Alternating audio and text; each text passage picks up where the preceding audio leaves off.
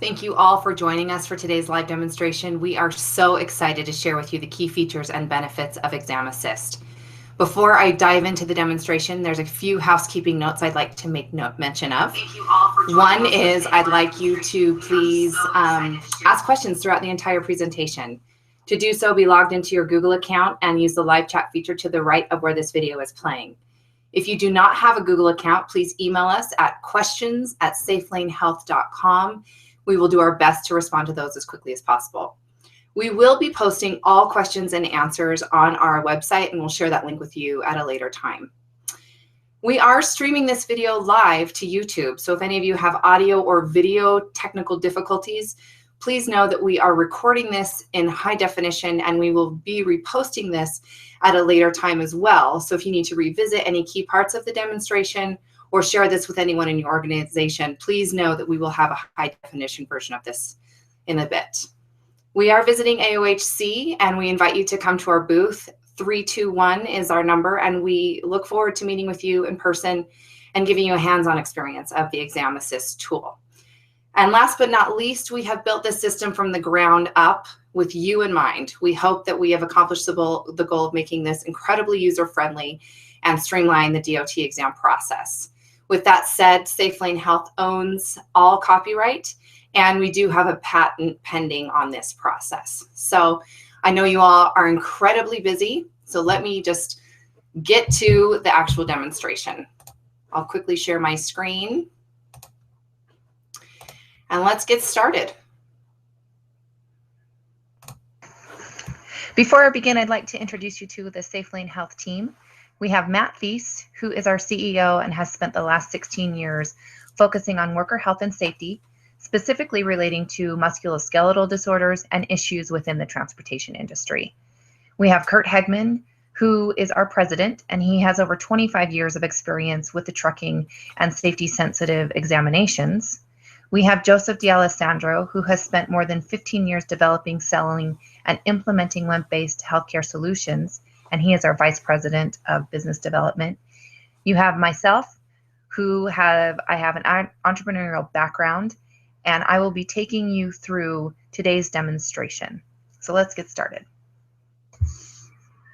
So what exactly is ExamAssist? At a very high level, it is an online software solution that streamlines the commercial driver medical examination process. By having drivers fill out a more in-depth health history online, you benefit by having access to a more thorough health history, guidance at your fingertips, and assurance that all data is captured correctly and it is stored securely. So how does this all work? Well, it begins when a driver calls your clinic to make an appointment, and your clinic scheduler inputs some driver information into our system, which triggers an email to the driver with a secure link to start their online health history form. The scheduler does let the driver know that they will be asked to fill out a form online before their scheduled appointment. The driver then confirms the information that he or she gave over the phone is accurate and begins the online questionnaire. Once the questionnaire is complete, the driver attests that his answers are truthful, and depending on his positive responses, he may receive a list of items he needs to bring to the exam. The ultimate goal for this driver is that he comes to the clinic prepared and you are able to certify him on his first visit instead of turning him away because of lack of documentation. Here is an example of what the health history form looks like online. And as you can see, if they give a positive response, we ask them to give more detail. We also have questions that follow the federal form exactly. For example, do you have or ever had any of the following: dizziness, headaches, numbness, tingling, or memory loss? And as you well know, if they say yes on the paper form, you're not sure which condition it is. Here we ask them to dive in and tell us more specifically about the condition and to further explain. Once the driver has completed the health history form, they get to the attestation page where, as you can see, it is time stamped and they are asked to attest to the truthfulness of their answers.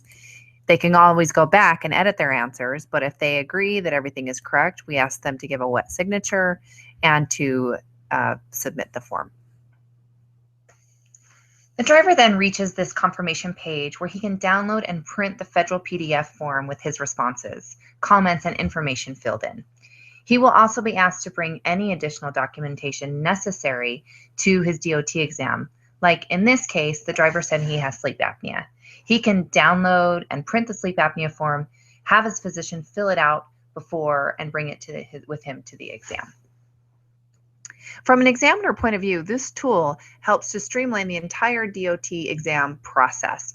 You and your staff know what to expect of a driver before they ever walk in your door based on his or her responses of the online health history form. And what's really cool is you can quickly see the color-coded score of a driver, allowing your clinic manager to schedule more appropriate blocks of time per driver. During your exam, you and your medical assistants are given real-time alerts based on the exam findings, as well as given summaries of the appropriate guidance for a particular condition. You can then give your certification recommendation and print off any or all the PDFs that are required, knowing that everything is securely documented and stored for retrieval for a future date. So what does all this look like? Here is the driver records view in the ExamAssist interface. A list of names is on the left-hand side showing you everyone who is scheduled to be examined within your clinic, date of birth for verification purposes, and at a quick glance, the color-coded score of how drivers responded on the health history form. Let's dive in and examine one of these drivers. The first page that you come to when you're ready to examine a driver is the driver information page. Everything has been mapped from either the health history form or when the person in your clinic first created the account for the driver. When you're ready and everything is verified on this page, you move on to testing. This is the testing tab, and it very much mirrors the federal form. However, we have built in some really cool features that help and enhance this part of the exam. Before I dive into those, I'd like to share with you what is recorded or captured on this page. Height and weight, blood pressure, urinalysis, vision, hearing, and any other testing that you deem necessary during this part of the exam. Some nice features that we have included are things like guidance. So the italics are directly from the federal form, but then a synopsis of what the guidance is, as well as a link to the full guidance if you need to read about that further. Some other nice features include some automatic calculations.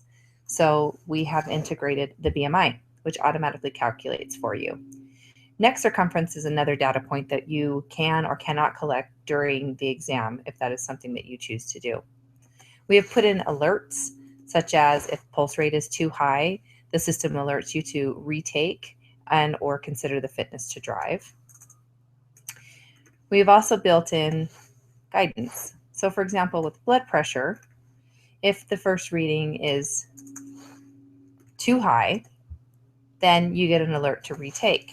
If the second reading remains too high, then we pull in guidance from the federal government. It not only pops up here, but it populates in the certification summary. This is where you will start to log anything that limits the length of certification, and you can it follows you throughout the exam. So when you ultimately make your certification determination, you can look at that running list and know exactly where this driver stands. After you've completed the testing tab, it's time to move on to the health history. On this left-hand side, these are the different categories of the health history questionnaire.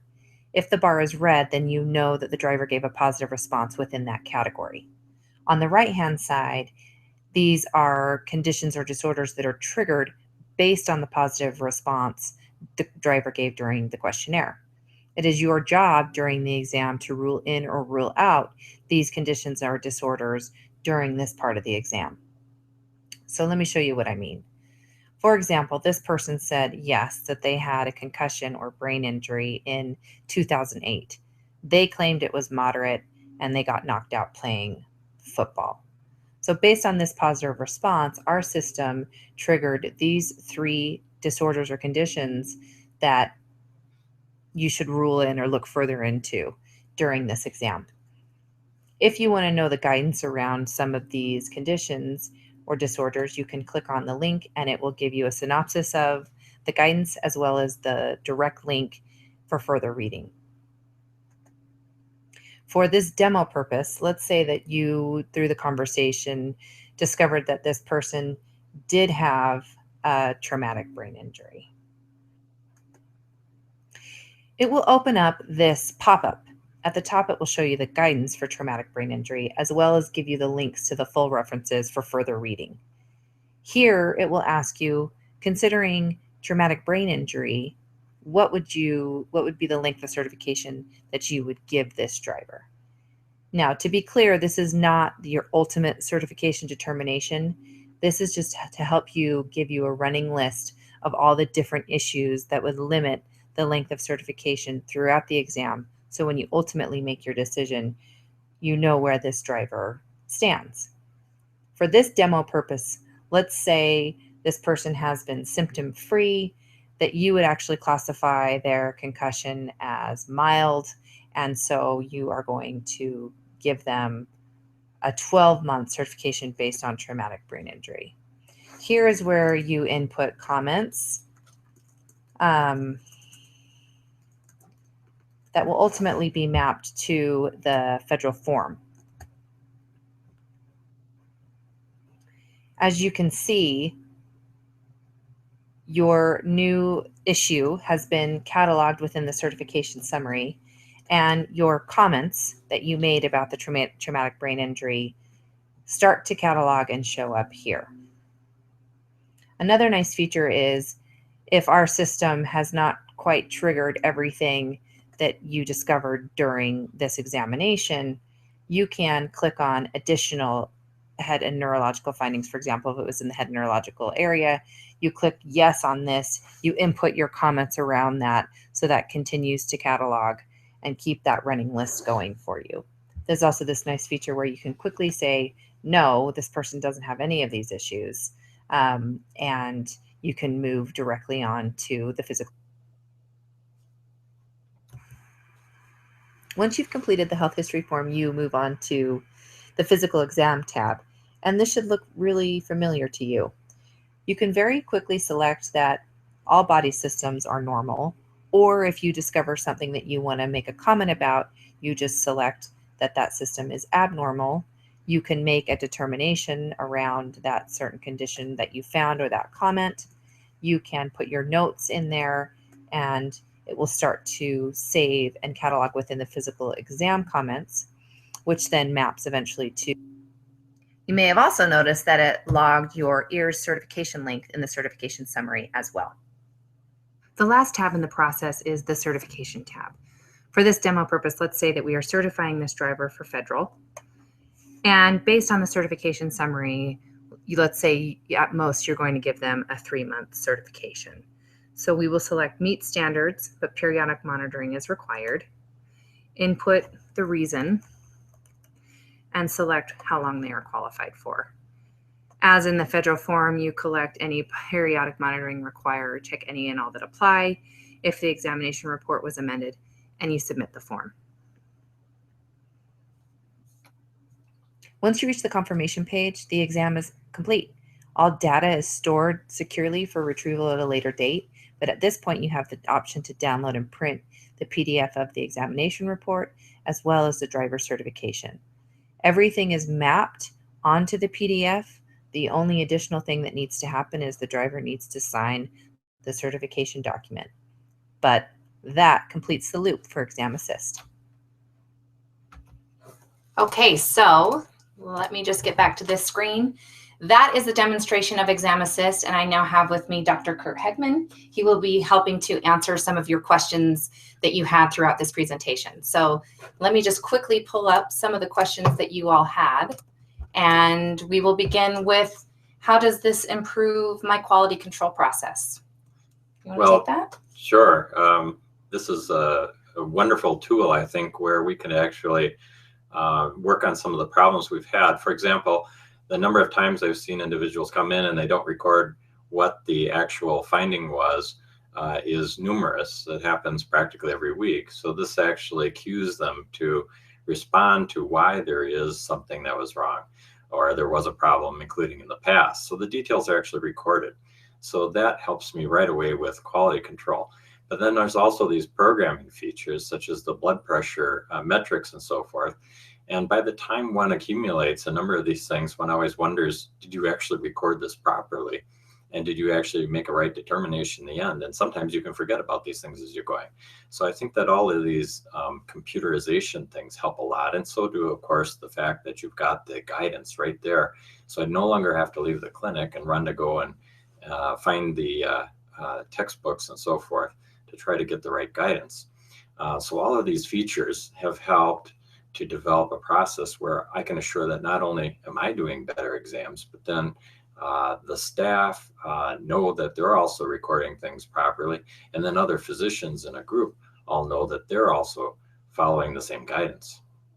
I also think that this helps with retrieval. If you need to pull up documentation at a later date, you can review a document quite quickly and easily, and that would help the quality control process as well. Absolutely true. And so is true that the fact that, for example, the sleep apnea form is so simple that when they come to the clinic with it, this improves the quality control process on that one item as well. And also the flow of the driver through the clinic is accelerated so nicely.